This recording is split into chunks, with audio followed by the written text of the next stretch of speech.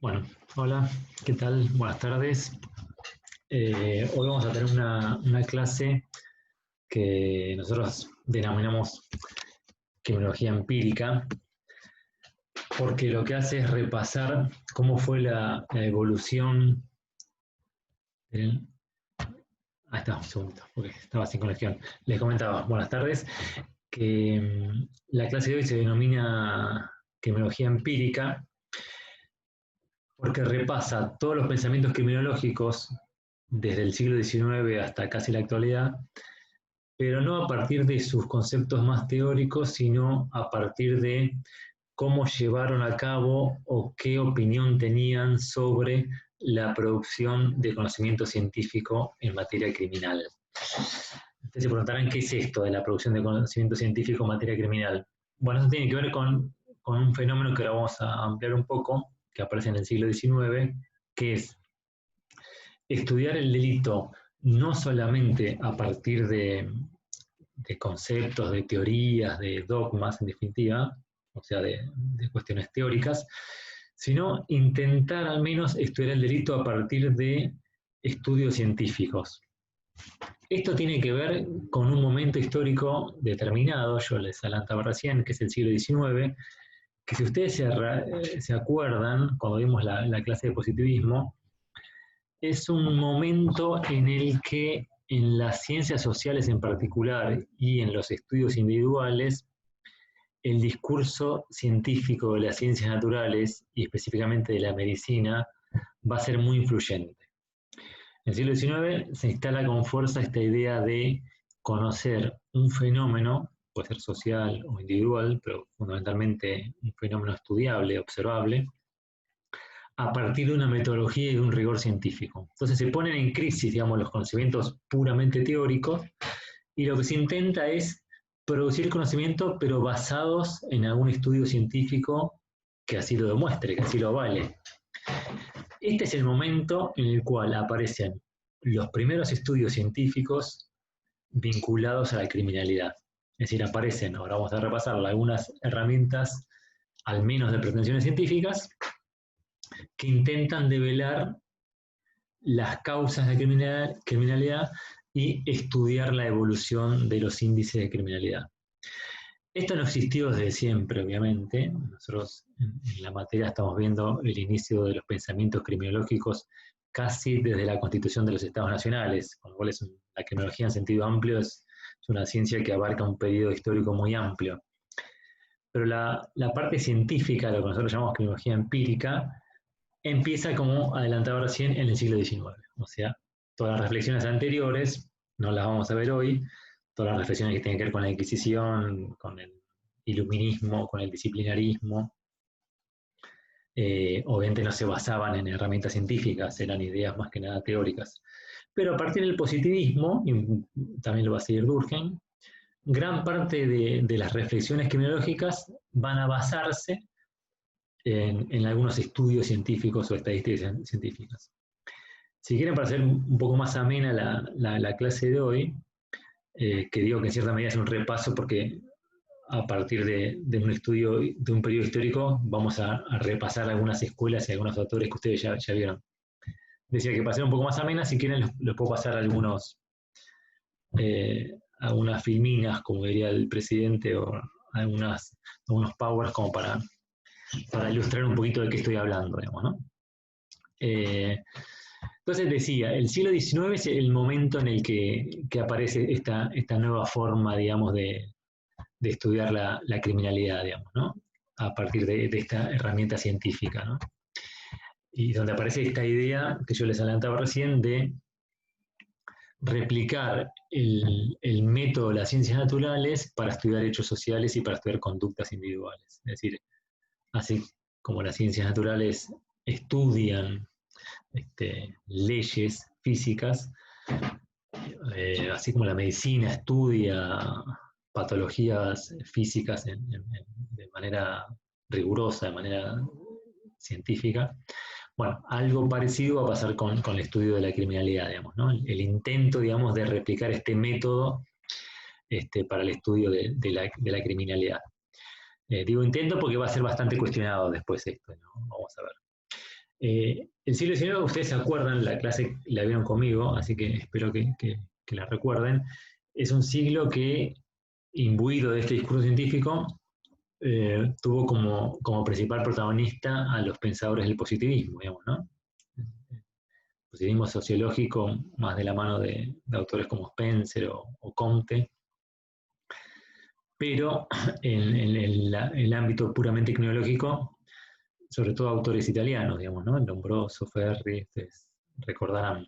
En Francia también aparece la Casani y demás. Bueno, todos estos autores positivistas van a sostener esta idea de estudiar estos fenómenos sociales o individuales a partir de este paradigma, digamos, ¿no? Que plantea esta idea de trabajar con datos cuantificables, datos observables, y trabajar a partir de leyes científicas. Esto de trabajar con leyes científicas también lo que implica es que las conclusiones que surjan de esos datos o de esos estudios se van a presentar como conclusiones objetivas, como conclusiones neutrales, o sea, puramente científicas.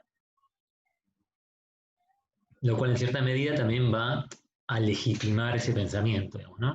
Te voy a decir, bueno, lo que es un delincuente es algo que se estudia a partir de este método, por lo tanto está avalado científicamente, digamos, ¿no? Eso va a ser muy fuerte, digamos, ¿no? Porque ustedes saben que el discurso científico es un discurso que tiene una carga muy fuerte de legitimidad y que no es muy fácil de replicar, digamos, ¿no? Bueno, después se va a ver que estos primeros estudios dejaban bastante que desear, digamos, ¿no? No eran tan científicos en sentido estricto, pero bueno, al menos se presentan así, digamos, ¿no? Y si pensamos concretamente en cuáles fueron los primeros estudios científicos vinculados al crimen, me parece que podríamos, una buena forma de encararlos es dividirlos como en dos. Porque en el siglo XIX, cuando surgen esta criminología más de tipo empírica, empiezan a desarrollarse dos tipos de herramientas científicas bastante diferentes. La primera tiene mucho que ver con el positivismo, con lo que ustedes vieron con el positivismo, y que lo que ustedes vieron también con la frenología y con otras disciplinas bastante relacionadas con el positivismo, que es lo que algunos autores definen como criminología clínica. ¿A qué se refiere la criminología clínica? La criminología clínica es trabajar a partir de casos. Es algo bastante parecido a los estudios médicos.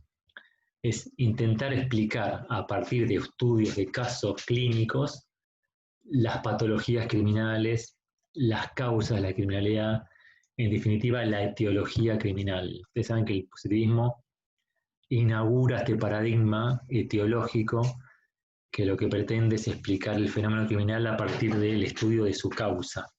El positivismo lo va a tener identificado a este factor causal de la criminalidad como un problema básicamente individual, una patología individual. Entonces, si para el positivismo la criminalidad es causada por una patología individual que tiene algunos individuos enfermos o desviados, los estudios clínicos de estos individuos le permiten entender cuáles son esas patologías, clasificarlas y eventualmente tratarlas. Acá sí se replica un esquema casi médico, ¿no? El criminal como un enfermo, al cual se lo puede diagnosticar primero, clasificar su patología después y después curar.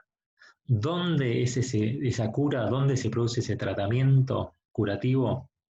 Está siendo larga para que ustedes en sus casas me respondan. En la cárcel, efectivamente. La cárcel es el lugar que va a aparecer como el espacio indicado para que la persona lleve a cabo un tratamiento correctivo en la medida que su patología sea curable. Ustedes se acuerdan que el positivismo, en términos generales, distingue ciertas patologías congénitas o incurables y otras adquiridas o en cierta medida curables. Esas son las que se va a hacer mucho hincapié en la ejecución de la pena para intentar remediarlas, ¿no? Este sujeto que tiene una patología que lo hace desviado social, a partir de un tratamiento se puede reinsertar, o sea, se puede curar y reinsertar en la sociedad. Esta es la idea básica de la cárcel en el entorno positivista, digamos, ¿no? Entonces, la criminología clínica es un estudio aparentemente científico, estudio de casos, estudios individuales, que se va a llevar a cabo básicamente en los lugares de detención. La criminología clínica funcionó fundamentalmente en las cárceles y en algunas policías. Lo cual también le va a valer una crítica, digamos, ¿no? Porque lo que se le va a cuestionar es que, bueno, estás trabajando con la población capturada por el sistema penal, digamos, ¿no? O sea, aquellos individuos detenidos por la policía eran los que se estudiaban, y por general los estudios clínicos eran estudios que hacían mucho hincapié en la cuestión física y la cuestión psiquiátrica. Entonces, se va a dar también esto de los arquetipos físicos de los delincuentes. La criminología clínica es la que de alguna manera va a presentar, digamos, esta definición arquetípica de los delincuentes para el positivista, ¿no? Con ciertos rasgos físicos o intelectuales después que permiten definirlo como tal, digamos, ¿no? La otra herramienta que aparece en el siglo XIX, científica, vinculada a la medición y al estudio de la delincuencia, son las estadísticas criminales, las denominadas estadísticas oficiales. De esas nos vamos a ocupar dentro de un ratito. Ahora vamos a ampliar un poquito más con algunos ejemplos, que era esto de la criminología clínica. Disculpen que estoy tomando un café en el medio, pero bueno, es así. Un ejemplo es lo que ustedes ya vieron conmigo con los frenólogos, ¿se acuerdan? Bueno, esto en cierta medida no es un estudio criminológico que ellos hacían de los individuos, pero sí era un estudio de una patología individual que en algún caso podía hacer que esa persona cometiera un delito, ¿no? Pero tiene que ver con esta idea de trabajar clínicamente con los casos a fin de diagnosticarlos, digamos, ¿no? Por ejemplo, un criminólogo. El otro ejemplo es los estudios que hacía policías como por ejemplo Bertillon en Francia, que también eran estudios de casos que lo que se hacía era medir a los delincuentes en este caso, para buscar a partir de sus medidas corporales, altura, peso, tamaño de su rostro y demás, ciertos arquetipos o ciertas clasificaciones de tipo de delincuente, ¿no? Obviamente quien va a llevar esto más lejos va a ser la criminología italiana, justamente Lombroso, que fue el más conocido tal vez, junto con Ferri, que empieza también a desarrollar estudios en la línea de los frenólogos, o sea, estudiando cráneos, con texturas físicas, y también rasgos psiquiátricos, ¿no? Acá vemos algunos ejemplos de algunos estudios que hacía Lombroso de delincuentes natos, que era un tipo de delincuente muy particular, que sí tiene una carga congénita, que además se visualizaba en sus rasgos físicos. Acá una aclaración, porque es un error bastante común cuando uno habla de positivismo, ¿no?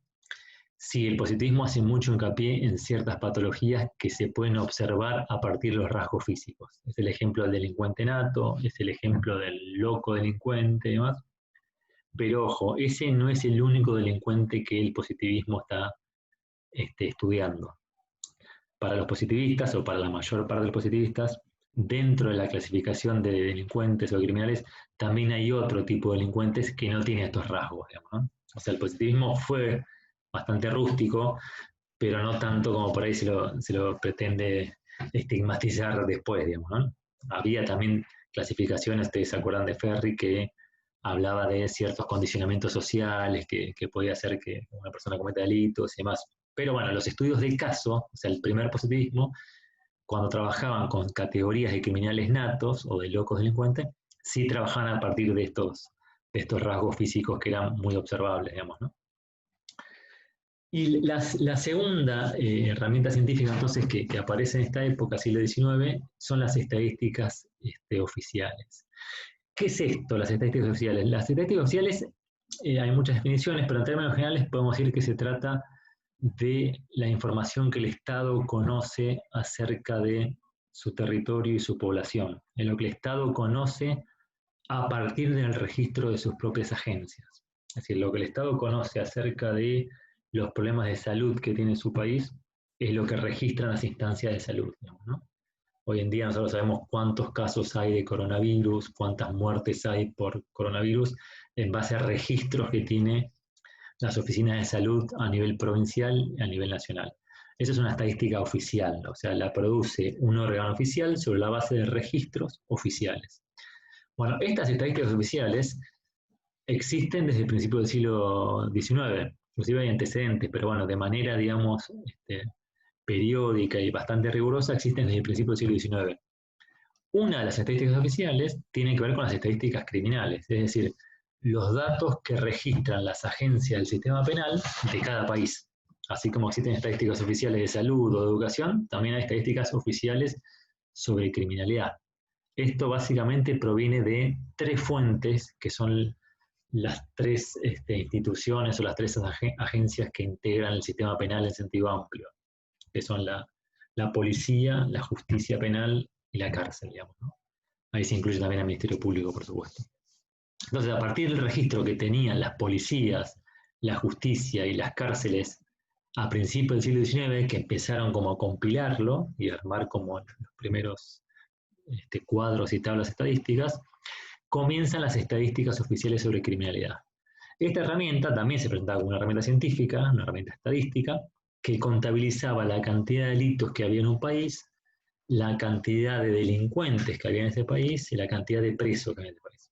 Bueno, esas herramientas cuantitativas se denominan porque son datos cuantificables, era la segunda gran forma de conocer científicamente la criminalidad. O sea, la segunda herramienta científica vinculada al estudio de la criminalidad proviene de las estadísticas oficiales. Estas estadísticas las van a utilizar, obviamente, autores del positivismo, pero también de otras escuelas criminológicas, ¿no? Las primeras estadísticas oficiales sobre criminalidad van a surgir a partir del registro que tenían las policías sobre la cantidad de lo que hoy llamaríamos sumarios policiales, y de los registros que tenían la justicia y la cárcel. De la justicia, básicamente, en aquella época había registros bastante básicos de cantidad de condenas, por ejemplo, que se dictaban, o en algunos casos también cantidad de causas que se iniciaban. Y de cárcel había bastante más estadísticas. Era de las tres fuentes, tal vez la más desarrollada era la de prisión, las estadísticas de prisión. Sobre todo en los países europeos, ¿no? Acá, como estamos hablando de las primeras estadísticas oficiales en materia criminal, fundamentalmente estamos hablando de Europa, digamos, ¿no? Argentina, después, si podemos otra clase, vamos a hablar más en detalle, o lo que pasó en Estados Unidos, pero fundamentalmente estos desarrollos son en los países europeos, que empezaron a compilar estadísticas oficiales a principios del siglo XIX, digamos. Y son estadísticas que provienen, insisto, de estas tres fuentes, y que básicamente tienen información sobre los delitos, o sea, sobre los hechos criminales, y sobre las personas. Ustedes piensen que acá sí se nota el diálogo entre la producción de datos y los discursos científicos predominantes. Estamos hablando del siglo XIX, predominio del positivismo. Entonces, muchos de los datos que capturan las estadísticas criminales tienen que ver con esta idea positivista de estudiar el delito a partir del estudio del delincuente. Entonces van a ver ustedes que en estadísticas policiales y sobre todo carcelarias hay mucha información no solamente sobre cantidad de detenidos o cantidad de delincuentes atrapados por la policía, sino sobre rasgos individuales, ¿no? Edad, sexo, se hacía en ese momento, se hacía género, nacionalidad, ese tipo de información que para el positivismo era muy importante a la hora de clasificar los tipos de delincuentes, ¿no? Estos son algunos ejemplos que puse yo de las primeras tablas estadísticas en algunos países europeos. Esto creo que es de Francia. Básicamente la forma de organizar las estadísticas criminales en aquella época era a partir de las figuras del Código Penal, o sea, se agrupaban los delitos por lo que serían los títulos de los códigos penales y desagregando los principales delitos. Esto es algo que no va a cambiar mucho hasta en la actualidad. Las estadísticas oficiales, si bien surgen a principios del siglo XIX con este esquema, se van a profundizar un poquito, pero se van a mantener casi en forma inalterada hasta la actualidad. Hoy en día existen en todos los países, obviamente, no solo europeos, sino del mundo entero, estadísticas oficiales sobre la policía, sobre la justicia, sobre la cárcel, ¿no? Estos son otros ejemplos de tablas de estadísticas oficiales, pero analizadas por autores positivistas. Porque los positivistas van a ser de los primeros autores que se van a valer de datos estadísticos para corroborar sus teorías, digamos, ¿no? Esta idea que planteaba Ferri, por ejemplo, de los factores de la criminalidad, él la intenta explicar a partir de la estadística criminal, digamos, ¿no? Cuando incrementa, cuando bajan los delitos registrados, eso tiene que ver con cuántos tipos de delincuentes hay en ese país determinado, digamos, ¿no? Entonces empieza un juego, digamos, de produce el dato y los criminólogos analizan esos datos a partir de sus propios conceptos, digamos, ¿no? El positivismo va a ser la escuela más importante en materia de análisis de las estadísticas oficiales, las primeras estadísticas oficiales sobre todo, digamos, ¿no? A partir de estos autores que mencionaba, y siempre con este esquema, en cierto sentido médico, de agrupar los datos, agrupar el estudio, agrupar el análisis de la criminalidad a través del esquema diagnóstico, clasificación y tratamiento. El positivismo siempre tiene esa idea médica en la cabeza, ¿no? Que los datos sirven para organizar, digamos, esta forma de pensar el delito. Junto con el positivismo va a aparecer otra serie de autores que tienen que ver con los positivistas porque van a pensar en forma muy similar, pero no son autores que se dedicaron exclusivamente al tema criminológico. A estos autores se les denominan estadísticos morales.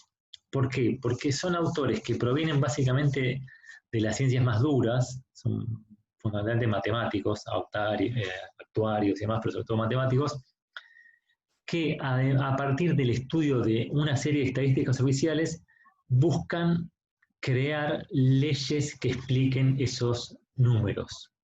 Vamos a poner un ejemplo para así lo entienden más. Se llaman morales porque trabajan con estadísticas que tienen que ver con comportamientos morales. Por eso utilizan muchos datos de estadísticas criminales, ¿no? Lo que hacían era, a partir de analizar estadísticas criminales y cruzarlas, o sea, relacionarlas con otras estadísticas oficiales de un país, buscaban fórmulas o leyes que expliquen esos movimientos en las estadísticas. Hubo un autor, tal vez fue el más destacado de los estadísticos morales, que se llama Adolphe Quetelet, que se hizo muy conocido porque él creó algunas leyes explicativas de la criminalidad basadas en fórmulas matemáticas. Una de las más famosas, no fue la más rigurosa, pero fue una de las más famosas de Quetelet, es la ley térmica de la criminalidad. Lo que sostenía Quetelet, analizando una serie muy grande de estadísticas, es que en las regiones donde había climas más cálidos, había más delitos contra las personas, y en las regiones que había climas más fríos, había más delitos contra la propiedad. Algo que parece bastante básico, pero lo interesante no es tanto el resultado de su análisis, sino que ese análisis lo lleva a cabo no a partir de una idea preconcebida, una teoría que tenía previamente elaborada, sino analizando datos. Entonces él ve los datos de regiones de Francia, fundamentalmente de otros países europeos, los cruza con los datos de las temperaturas en esas regiones y con los datos de criminalidad en esas regiones. Entonces él busca como relaciones, después en estadística se suele llamar correlación, entre un índice y el otro. Y a partir de fórmulas matemáticas, o sea, qué herramienta más científica que la matemática, digamos, ¿no? Él explica cómo evolucionan los índices criminales, ¿no? Entonces es una forma, entre comillas, científica, en este caso matemática, para explicar la criminalidad. Bueno, hubo muchos autores de esta escuela, pero todos más o menos pensaban lo mismo, digamos, ¿no? Que a partir del análisis múltiple de una serie de estadísticas se pueden explicar los comportamientos y en cierta medida anticipar, digamos, ¿no? Lo que tienen los análisis matemáticos es que una vez que uno logra una fórmula, esa fórmula se va a repetir y uno puede inferir lo que viene después, ¿no? No tuvieron tanto impacto en materia criminológica puramente, pero sí fueron importantes en lo que se refiere a producción de conocimiento científico, digamos, ¿no? Las estadísticas criminales que surgen al principio del siglo XIX, como les anticipaba recién, se van a mantener a lo largo de mucho tiempo, inclusive hasta la actualidad, y los distintos pensadores criminológicos, las distintas escuelas criminológicas, se van a valer de esas estadísticas criminales para fortalecer sus pensamientos o para argumentar inclusive. Esto es una cosa muy interesante porque va a cambiar la concepción teórica, pero el uso de las estadísticas oficiales se va a mantener. O sea, la estadística oficial la usó Lombroso, la usó Ferri, el positivismo, pero también la va a usar Durkheim, y también la va a usar la Escuela de Chicago, y también la van a usar autores de la sociología. Es decir, como fuente de información, como herramienta científica, la estadística criminal es un dato que se va a mantener hasta la actualidad, ¿no? Va a tener algunas críticas que vamos a ver en un ratito, pero es una herramienta científica que permaneció y permanece en la reflexión criminológica, ¿no? No pasó lo mismo con los estudios clínicos. Los estudios clínicos que vimos al principio, los estudios de caso, estuvieron muy vinculados al positivismo y no van a ser seguidos por otros autores. O sea, las escuelas que vinieron después del positivismo ya no van a trabajar con estudios clínicos, simplemente van a quedar arraigados por ahí al funcionamiento de las unidades de detención, de las cárceles, a partir de los institutos de criminología o los gabinetes de investigación que tiene cada cárcel, pero a nivel criminológico van a ser dejados muy de lado. Sin embargo, a principios del siglo XX va a aparecer una nueva herramienta de investigación, más allá de estas dos que mencioné recién, y sobre todo de la estadística criminal, que era la que a principios del siglo XX se seguía utilizando mucho, ¿no? Esta nueva herramienta de investigación la podemos definir como estudios cualitativos sobre criminalidad. Estudios cualitativos es una herramienta de investigación que ya existía, de hecho es lo que hacían los antropólogos, los primeros antropólogos a finales del siglo XIX, cuando estudiaban pueblos indígenas en América y en África.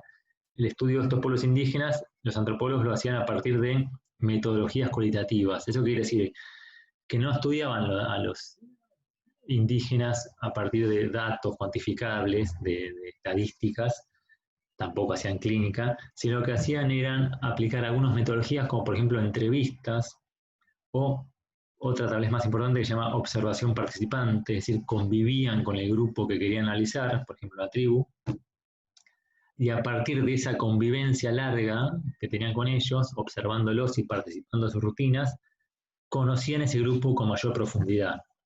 Los estudios cualitativos lo que permiten es conocer más profundamente un fenómeno, pero de forma más limitada. O sea, los estudios cualitativos se utilizan para estudiar a un individuo en particular, pero sobre todo a un grupo de individuos bastante acotado. Es decir, son estudios que no permiten generalizar, digamos, ¿no? No trabaja con grandes poblaciones. Pero sí son estudios que permiten profundizar mucho sobre percepciones, comportamientos, opiniones, es decir, toda una serie de información que las estadísticas simples no la tienen. Estas herramientas, como por ejemplo la entrevista en profundidad, la observación participante o el análisis de documento, que es otra también herramienta cualitativa, se va a aplicar por primera vez en materia criminológica en la ciudad de Chicago. Ustedes cuando vieron la Escuela de Chicago seguramente algo vieron de esto. Se va a ver autores de la Escuela de Chicago, como por ejemplo Thomas Snaniecki, que para conocer en profundidad lo que pasaba en Chicago, se van a dar cuenta que con las herramientas estadísticas simplemente no alcanza. O sea, uno puede alcanzar para cierto conocimiento. Hay algunos ejemplos que después, si tenemos tiempo, vamos a comentar. Pero no les alcanzaba para conocer en profundidad qué pasaba con cierta población que ellos intuían que tenían alguna relación con el problema criminal, que eran los inmigrantes. Entonces, todo el estudio que hace la sociología de Chicago sobre los pueblos inmigrantes y sobre el problema de la heterogeneidad cultural y el problema de la desorganización urbana, todos los estudios se van a hacer en base a estas herramientas cualitativas. O sea, van a hacer observaciones participantes con inmigrantes, van a tener entrevistas en profundidad con inmigrantes, van a trabajar con cartas, con documentos con inmigrantes para analizar cómo eran sus valores antes y después del viaje a Chicago, etcétera, etcétera. Es decir, empiezan a utilizar esta herramienta cualitativa para profundizar más sobre el porqué del delito en este lugar determinado, digamos, que es Chicago, digamos, ¿no? Insisto, son herramientas que no permiten ampliar a nivel general, digamos, ¿no? La Escuela de Chicago también va a ser interesante porque no renuncia tampoco a la estadística oficial. De hecho, hay una innovación que hace Chicago, o muchos autores de Chicago, que es trabajar con áreas delincuenciales, o sea, identificar cuáles son las áreas en donde hay más criminalidad, que esos estudios de áreas se hacen fundamentalmente con estadísticas oficiales, es decir, estudian dónde hay más cantidad de delitos o dónde hay más cantidad de condenas. Sin embargo, la mayor parte de la producción que hace Chicago surge a partir de herramientas cualitativas, ¿no? De estas entrevistas que yo comentaba recién, que se hacían con inmigrantes, con pobladores de Chicago, y va a haber muchos autores en Chicago que van a hacer esos trabajos, ¿no? Thomas, Snaniecki, Park, Vargas, Shaw, o sea, muchos autores de Chicago, los principales, van a trabajar con herramientas cualitativas. Esta metodología cualitativa va a permanecer en la sociología criminal, con más o menos relevancia, pero va a permanecer, y va a ser utilizada inmediatamente después de Chicago por Edwin Sutherland. Sutherland, ustedes también ya lo vieron en una clase, produce gran parte de su teoría criminológica de los contactos diferenciales a partir de herramientas cualitativas. Él, por ejemplo, para trabajar sobre las perspectivas que tienen los delincuentes sobre el modo de actuar, sobre cómo se relacionan con sus grupos más frecuentes, utiliza entrevistas en profundidad. Hay un libro de Sutherland muy conocido que se llama El ladrón profesional, que es una entrevista en profundidad que le hace a un ladrón muy conocido de la ciudad de Chicago, digamos, ¿no? Sutherland entonces va a ser importante por esta utilización metodológica de los estudios cualitativos, pero también va a ser importante por otra cosa Sutherland, porque es de los primeros autores que va a poner de manifiesto una gran crítica a las estadísticas oficiales. O sea, hasta ese momento, las estadísticas oficiales podían ser más o menos útiles, o sea, a Chicago no le servía tanto, pero igual las usaba. Había algunos cuestionamientos iniciales sobre los problemas de registro que podía tener alguna estadística oficial, pero eran utilizadas casi en forma unánime por toda la criminología.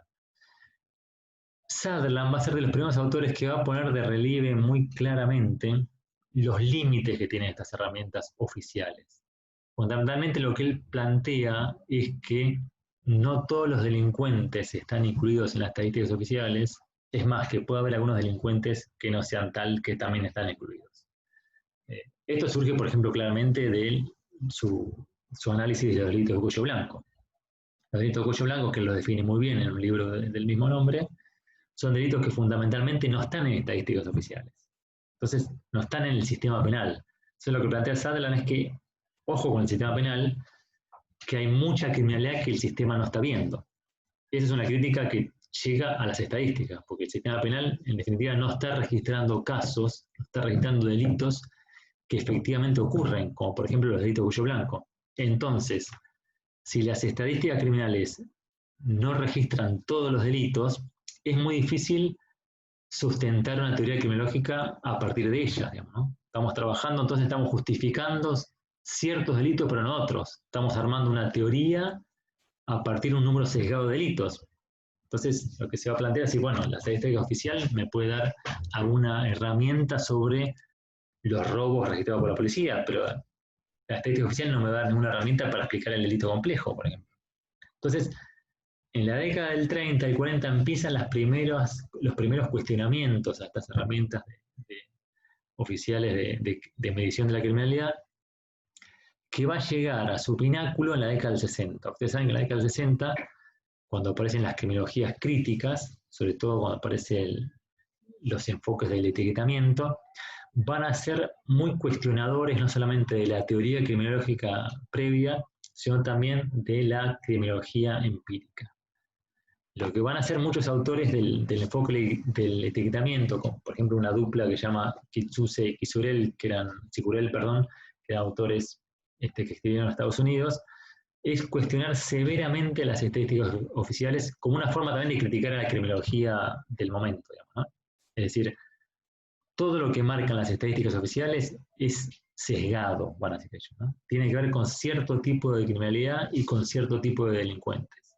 Solamente ve una parte muy pequeña y muy direccionada del problema criminal. Por lo tanto, toda teoría que se base como herramienta científica en las estadísticas oficiales está equivocada, digamos, ¿no? O sea, detrás de la crítica a las estadísticas oficiales hay una crítica muy fuerte a la teoría criminológica, digamos, ¿no? Que se sustenta en estos datos. Lo que plantea Kitsuse y Sicurel es que las estadísticas oficiales en realidad lo que muestran es cómo funcionan los órganos oficiales. Es decir, lo que muestran las estadísticas oficiales son datos organizacionales. Una estadística policial me va a hablar más de la policía que del delito.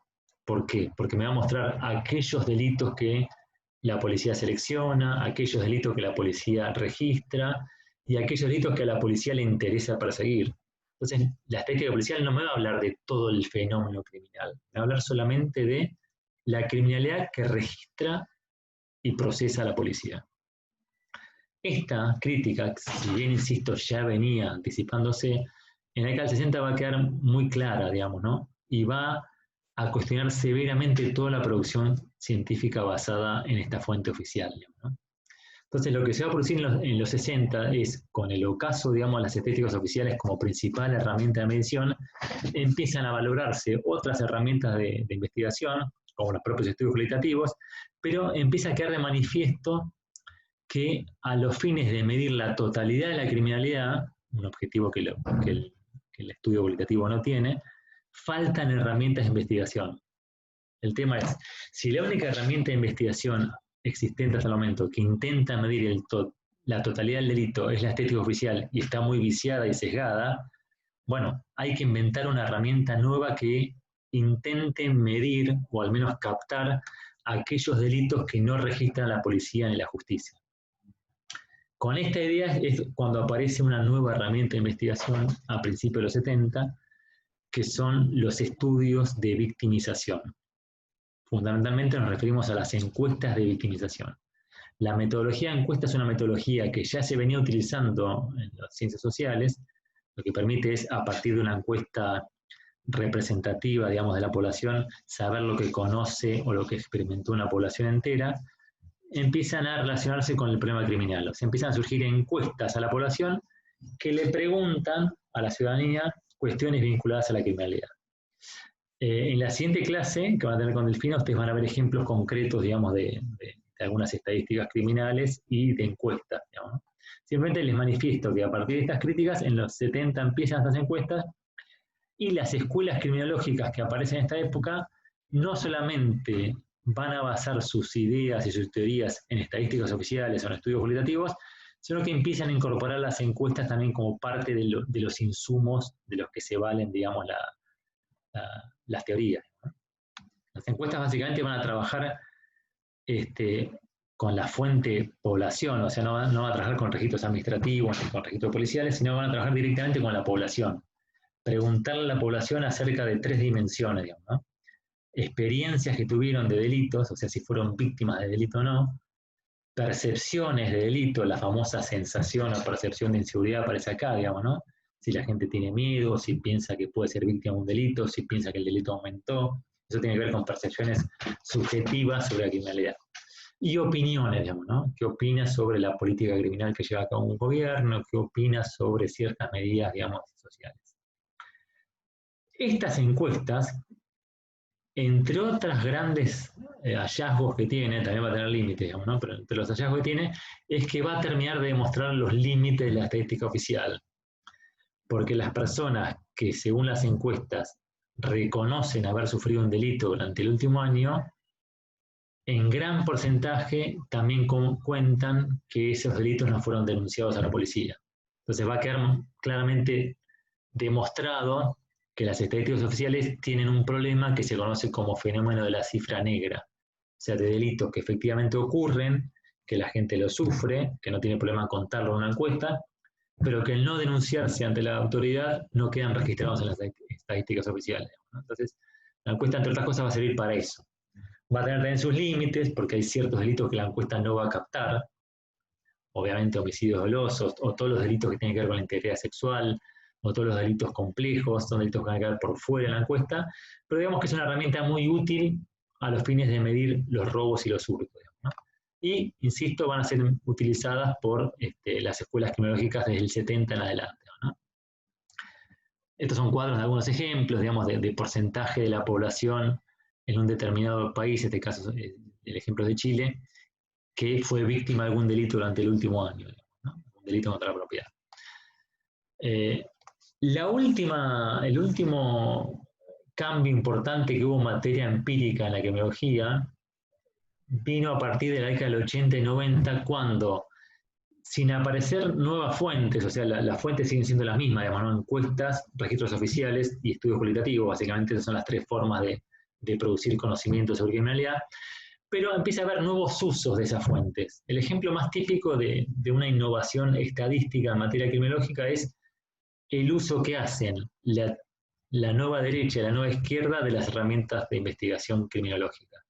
La nueva derecha o las políticas de ley y orden, sobre todo, se van a especializar en un uso diferencial de la estadística policial. Empiezan a utilizar la estadística policial no solamente para medir el delito, sino para medir la eficacia de la labor de la policía. Esta idea del management o la gestión de la seguridad incorpora a la estadística. Entonces, si una policía me tiene que demostrar que es exitosa, me tiene que demostrar que el delito baja en ese barrio, ¿no? También el uso de la estadística policial va a devenir en los famosos mapas del delito. La policía va a empezar a armar mapas que tienen que ver con dónde están los focos delincuenciales para distribuir, digamos, tropa policial. Es decir, empieza a haber un uso de la estadística policial más vinculado a la gestión policial que a la medición de la criminalidad. La nueva izquierda, digamos, el nuevo organismo de izquierda, por el contrario, más allá de darle un uso limitado a la estadística policial, va a hacer mucho hincapié en la utilización de las encuestas como una forma de conocer un poco más en profundidad cuáles son los problemas tanto objetivos como subjetivos en un lugar determinado para implementar una política de prevención del delito, ¿no? En términos generales, si bien esto tiene muchos matices, pero los enfoques de ley y orden hacen más hincapié por ahí en lo retributivo o en lo punitivo, y en términos, o la prevención situacional, digamos que es prevención muy puntual para que el delito se traslade de ese lugar donde se produce, a partir de cuestiones de oportunidades y diseño urbano. Y la nueva izquierda, por lo general, hace más hincapié en políticas de prevención social del delito, digamos, ¿no? Intenta combatir la causa más que el efecto, y a partir de esa mirada le interesa un dato un poco más amplio, digamos, ¿no? Por eso incluye también, en general, los autores de la criminología del nuevo organismo de izquierda, las propias encuestas y estudios de tipo cualitativo, digamos, ¿no? Bueno, después va a haber, obviamente, más desarrollos. La producción de conocimiento estadístico va a ponerse muy de moda a finales del siglo XX, a principios del siglo XXI, y cada organismo integrante del sistema penal, esto se ve en las policías, pero también se ve mucho en los ministerios públicos y en los poderes judiciales, empiezan a confeccionar sus propios registros, aparecen los observatorios, digamos, las unidades también a nivel no gubernamental, ONGs y más, que empiezan a producir una gran cantidad de conocimientos. El tema es que crece la cantidad de datos sobre criminalidad, pero lo que no va a cambiar mucho son las fuentes. Digamos. Las fuentes se van a mantener, sobre todo en estas tres líneas que yo mencionaba recién, ¿no? Datos oficiales, o sea, registros basados en información de la policía, de la justicia o de la cárcel. Fuente poblacional, que básicamente a partir de encuestas, o sea, lo que dice, lo que le pasó, lo que opina la población, o estudios cualitativos, es decir, análisis de pequeños grupos, focalizar el análisis en pequeños grupos y a partir de ahí profundizar sobre lo que sucede en ese lugar y en esa situación en particular. Bueno, ustedes esta misma semana, dentro de unos días, van a tener una clase complementaria a esta, que es la que va a dar Delfina, explicando más a nivel metodológico, tengan un poquito de paciencia, no les digo que van a ver matemática, pero van a trabajar un poquito con números y a partir de algunos ejemplos, en qué consisten estas herramientas, digamos, ¿no? Que yo les delineé en forma un poquito más general, digamos, ¿no? Y que van a tener mucho que ver con la discusión criminológica. Hoy en día casi no hay discusión criminológica seria si no se basa en un dato, una información, en un estudio, digamos, que lo sostenga. Bueno, espero que les haya entretenido la clase, es un tema que, no sé si habrán notado, pero a mí me interesa bastante, pero entiendo que no a todo el mundo le resulta así de divertido. Cualquier duda que tengan, como siempre, nos mandan mail a la cátedra o a mí particular, y esta semana también seguramente van a estar recibiendo ustedes por mail la consigna para lo que queda del cuatrimestre. Ustedes vieron que la facultad reorganizó el cuatrimestre.